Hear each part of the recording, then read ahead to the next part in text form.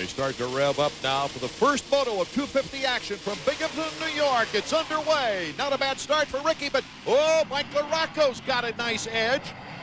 And on the inside, David Vuillemin will take the whole shot money. But Mike Larocco with a great start. David Vuillemin out in front, 9:34. Number 5 is Mike Larocco. And look at number 19. He's on a YZ250. Doug Henry, welcome back. It's like he never left. The first start in a year, and the guy's right back up there where he used to belong. That's incredible. David Vuillemin, though, has been racing well lately. Look at Carmichael, just attack. Same thing McGrath does in the Supercross series. Even if he doesn't get the start he wants, he gets to the front, catches you by surprise. He doesn't wait for the second or third lap to get into the flow of things. He just catches you off guard right there and just attacks. Already in a freight train effect. Have to be back to about 7th place before you get the riders packed in. That's Ferry number 15, Albertine, the defending series champion, and then Tortelli. Well, you see how slick it is. You get just underneath that first couple inches of the loam they've added here, and then you get down to that rock base. Albie just found it. So it all looks great. Looks like you just get right on the power, but you still have to be a little bit careful and use some finesse. Henry back and forth now, as our leader continues to be Team Yamaha's David Vuillemin. Vuillemin was very much in the points race after the first 3 races of the year. In fact, he had the points lead, but then slipped to 4th and has been there all the way. See, Doug got a little bit of washout as he headed up that jump, which cut more to the inside, ran over the hay bale, and he's still going. The guy's tough. Vuillemin continues to lead, coming off 2 podiums in a row, a second at Washougal and a second at Millville. And look at Ricky Carmichael, already starting to pressure on the first lap, David Vuillemin. Vuillemin a little slip and slide. They look like they touched tires there. Ricky Carmichael's got to be careful not to follow Vuillemin in a situation like that. Vuillemin looks over and thinks he's got it clean, but he doesn't realize that his shadow is gaining on him. Must be frustrating to have to compete against a kid like Ricky Carmichael, who's so fast and so determined. He just can't stand anything other than first place.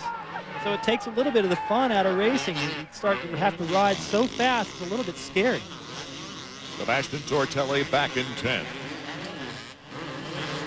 Needing only 10 points to clinch the championship, Ricky Carmichael is in great position right now. Put yourself in Vuillemin's shoes right here. I mean, one tiny mistake. He doesn't even have to make a mistake, really, and Ricky's still in there running over his foot. Carmichael to the inside. Vuillemin gets good acceleration on the outside. Now bar to bar. Ricky Carmichael determined to take the lead, cuts to the inside. What a great move. And what power on that move. That's just sheer determination, and I am not going to let you have any more laps in the lead. It's over. This is my show. Beautiful the way Vuillemin clears the whole top of that. Watch Ricky. Watch how close he comes to going down. His front wheel turns all the way sideways. Actually works in his favor. Cuts the corner a little tighter. Doesn't let off till he's in the lead. Now he's starting to pull away a little bit. Would this be something if Ricky Carmichael can pull off a 250 title in his very first year on a 250 bike? We'll be right back.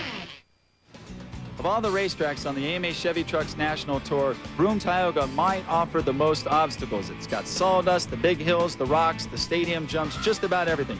So for this week's Kawasaki bike setup, we thought we'd ask John Dowd's mechanic Jeremy Albrecht what he's doing to prepare his rider's bike. Jeremy, what are you doing? Well, basically for the rocks, you know that we're running hand guards, and we actually put an extra piece on the pipe for the dent so it can make it through the moto. And rear tire-wise, we run a little bit more open pattern for the uphills and loose sawdust, like you said, and the rocks. And probably thicker tubes. I would have to ask the Bridgestone guy about that, but thicker tubes we normally run here for the rocks. And suspension-wise, we stiffen up the front end a little bit for the downhills. And jetting, we've just richened it up quite a bit for the wide open uphills and downhills and all that stuff. So that's basically what we've done. Let me ask you about the rider. You putting anything on John to protect him? We should put a little shield on the front. He was trying to get it off one of these police motorcycles over there, but we're going to go ahead and leave that off, and he's just going to wear a chest protector. Okay, well, we'll watch how John Dowd does. That's this week's Kawasaki bike setup. Our first moto underway here at Binghamton, and Ricky Carmichael is trying to pull away now from David Vuillemin after just passing him. Here's Mike Larocco, number 5 in third, and Tim Ferry. Ferry's had a very good year on a non-factory bike, the Chaparral Yamaha. There's Albertine, number 19, Doug Henry, followed by the 2 Team Hondas of Wyndham and Sebastian Tortelli. Those 2 going bar to bar for a moment. Now Tortelli pulls in front of Wyndham. Come out of that corner, and Kevin doesn't want to give it to him.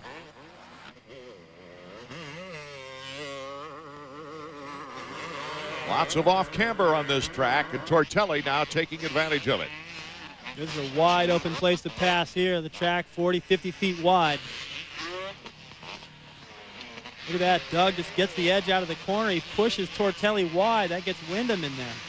You know, it never was easy to pass Doug Henry. It's still not. This is Team Honda, and they can't do anything about it. At least doesn't have the 4-stroke to throw the rocks up. And Wyndham gets by. Tortelli also getting by, finally, Doug Henry.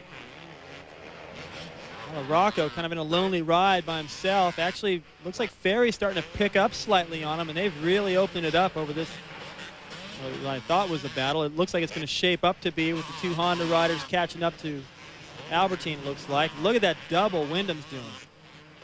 That's technical. He almost lands off the racetrack there.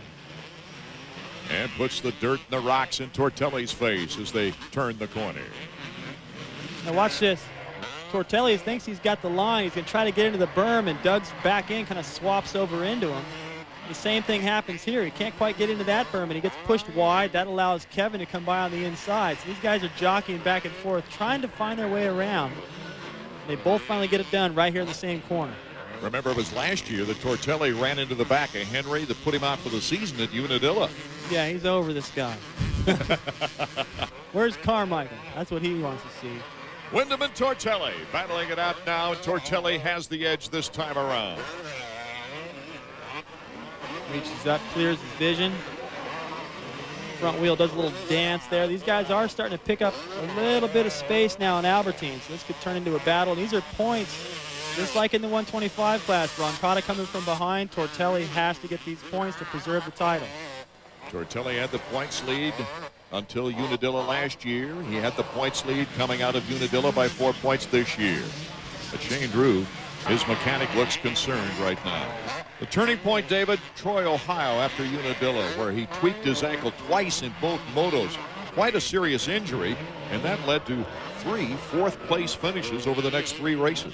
And while he was getting 4th, Ricky was winning all those events, and that's put him in the position he's in now. That's why you see the concerned look on Shane Drew's face, because his title is slipping away.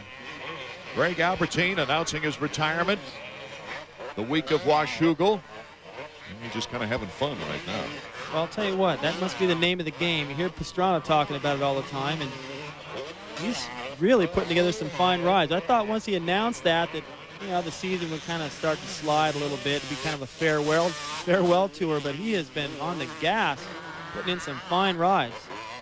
And similar maybe to Stanton's first year in retirement. He's anxious to attend several events just to say hello and thanks to the fans. You don't have much time, really, when you're racing. Well, you always got something going on. And I'll tell you what, Albertine's a great test rider. He's been testing the new bikes quite a bit. The new Suzuki's looking good. And he's seen the phenomenon of Travis come up, too, on the team. He's probably glad he doesn't have to race against him. So we saw Team Honda trying to get around Henry. Now it's Team Kawasaki as John Dowd and Larry Ward do battle with Doug Henry. This must have been kind of fun for Doug just to come out of sort of retirement and come in here just having a good time. Pete Steinbrecher came out here to be his mechanic. Called him up and said, hey, you need a mechanic? Doug said, big smile on his face. I can see it right now. Come on. For John Dowd, number 16, his last national victory was here at Binghamton. That was on the 125. He's also got 2 wins on 250s here, so it's one of his favorite tracks. A class act, and that 4-stroke you hear in the background is not Doug Henry for once. It's Shane King, number 110 on the KTM. Battling it out, though, with Doug. What a move. Doug's got that section wired. I like the way he comes up over the top, drops right down to that berm. Look at that. He opens up a little gap over that whole pack. This guy can ride. You know, it's tough to sit out. You can ride all you want at home and think you're going fast, but racing is a whole different deal, and he's hanging tough. Ricky Carmichael is way out in front, trying to nail down a championship. We'll be right back in a moment. A big development while we were away. Number 21, Sebastian Tortelli, second on the points list to Ricky Carmichael, who's winning this race, is having all kinds of problems. He went down hard, and the bike is in horrible condition. Here's Ricky, who's just burning the track up. This kid is doing things that other people don't even think of at speed. He's just so motivated. He's so full of fire. I've compared him to Lance Armstrong before, and the reason I say that is because Lance has the ability to access all that anger, all that motivation at any given time to do what he needs to do, and Ricky has that same fire. He's able to go so fast when other guys are backing down. Chad Watts, his mechanic. Well, Ricky put himself behind the 8 ball with that 12-12 in 2 motos at Mount Morris for an 11th overall. He made up his mind. Wins are a must to make up for those bad motos, and that's exactly what he's done. Since that folly in the mud in Mount Morris, he's won 6 of the 7 races, taking a second in the other. And 9 of 14 motos. Now he's looking back right now, wondering where that number 21 is, and there he is, bent handlebars, the back end is sagging. I don't think he's going to be able to finish, Art. Look at the bike. Well, this could be the determining factor for the championship right now. Well, all Ricky needed was 10 points, and Sebastian's well outside of that right now. Albie's starting to gain time. He's been getting faster and faster during this moto. He's pinning it, hitting whatever hole he has to hit. See, he's caught Ferry, feet off the pegs and all. This guy's going for it. Larocco's getting some company now as Tim Ferry and Albertine start to pull up on him. Let's go down to the pit area. Davey. Guys down here in the mechanics area, terrible break for Sebastian Tortelli. It looks like the subframe of his Honda is broken. He had a big crash up on top of the hill. If you get a look at the handlebar, you can see the clutch side's bent down. And the mechanics there, Shane Drew, Mike Gosler pulling the seat back. Tortelli with a DNF. That's going to inch Carmichael closer to the national championship. So the former 2-time GP world champion sees another chance at American title go astray. Last year, number 1 in the points, injury took him out of the game. This year, just hard luck and hard times, and a very fast Ricky Carmichael has taken him out of the points race this year. Tim Ferry, another consistent performance after his best moto of his career, a second in the opening moto at Millville. He's trying to hold off a very determined Greg Albertine. Albie would just love to win an overall before his career ends here in America. And he takes the inside route to pass number 15, Tim Ferry. That was impressive because he just had to do all muscle, all sheer determination. The same thing we're seeing out front from Carmichael. Just muscling the bike around and keeping it wide open. Ferry wasn't really willing to go that fast. You can see him already looking over his shoulder a little bit like, okay, who else is back there because I'm about ready to shut it down. Towards the end of the moto, and it doesn't look like he's got what it takes to keep the pace with Albie right now. So Albertine moves into 4th. Behind Mike Larocco in 3rd. Vuillemin still in 2nd place. But here's our leader, dominating another moto, Ricky Carmichael. Looking good through the supercross sections. I know that's got to be on his mind now that he's waxed everybody in this outdoor series. That indoor thing is really bugging him. I know he'd like to get in there and battle with McGrath. He knows he has the speed. He trains hard enough. He's just got to be a little craftier to deal with Jeremy. Just the technique. Kevin Windham, number 14, on the move. A winner here last year is not having that good a time of it. Let's go to Davey now with Sebastian. Sebastian, that was a terrible crash up on top of the hill. What happened? Yeah, I was into a rut and the stone was sticking out. I didn't see it and it just made me go sideways. So, I mean, that was a big crash, but, you know, I feel good and I broke the bike, you know. That was my fault, so hopefully I'm going to get good on second moto. Did you hurt yourself at all? No, I'm good. I'm very good. Nothing is wrong with myself, so, I mean, I'll be 100% for next moto. So a very disappointed Sebastian Tortelli trying not to make it sound that way.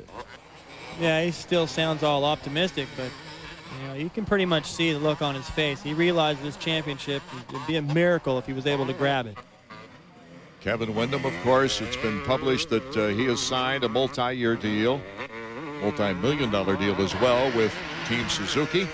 As we go to our second place rider right now is David Vuillemin. Vuillemin already has one more year to go on his Yamaha contract. Sleeves rolled up. He's had a good race. Well, from our standpoint, it looks like he has, but I don't think he's happy with it. He led early. Carmichael got around and just wasn't able to keep pace with him. Our next telecast will be the final round of the season. Hope you can join us then. Checkers will be waiting for this moto when we return. Team Honda's Sebastian Tortelli forced to stand by the sideline and watch his rival take the checkered flag once again. Actually, the white flag is out for the final lap as Ricky Carmichael now can take just a Sunday ride around the track. Acknowledge the fans. He's a very popular rider, and he really deserves those cheers on this day. Looking for his 4th consecutive Moto victory. You know, looking at his age, where he is in his career right now, and as many wins he has in the 125 and he's racked up already in the 250s, records are going to go down. He may be the guy that holds them all like Jeremy does indoors, because this kid is flat unbeatable outdoors from what I've seen. Ricky Carmichael on the verge of becoming one of only 2 riders to ever graduate from the 125 ranks as a titleist and win the crown in the 250s the very next year. Of course, the other one was the legendary Jeff Ward, also on a Kawasaki. Boy, it's going to be something for years to come to see this guy. As you mentioned his age, he's still a youngster at the game, David Bailey, but when he gets matched up with Travis Pastrana and the rest of the youth core that's coming up behind him, wow. The checkered flag for Ricky Carmichael. To the cheers of the fans. Vuillemin takes the 2nd place. Larocco, a good 3rd, and Greg Albertine and Ferry rounding out the top 5. Let's go down to hear from the winner and Davey Coons.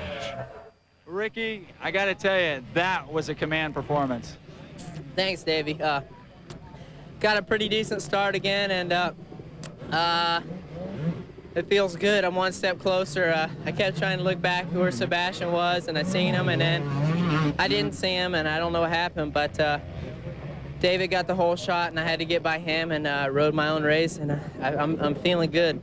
Back to that one-step thing, you're actually 25 steps closer. Tortelli DNF'd. He crashed hard, broke the Honda.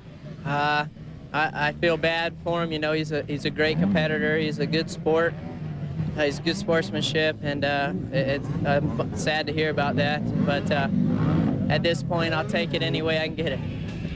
Coming off 2 consecutive 2nd place finishes over the last 2 races, number 934 got the whole shot and takes a 2nd place here today.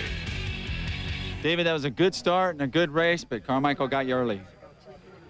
Yeah, I did a great start. You know, my Yamaha was really good, and my Bridgestone tire get me the whole shot on the concrete, and you know, it was tough. You know, the track is very rough, and I did not have good line too much. And towards the end, I could find some good lines, and Ricky was very, very fast. And I think I can set my bike better for 2nd moto, and maybe race with Ricky. Travis Pastrana's won 4 motos in a row. Can he win his 3rd overall in a row? Coming up next. The all-new Geomax MX34 is the latest result of Dunlop's ongoing development with the help of top motocross pros. The all-new Geomax MX34 is the new industry standard for soft to intermediate terrain. Experience the advantage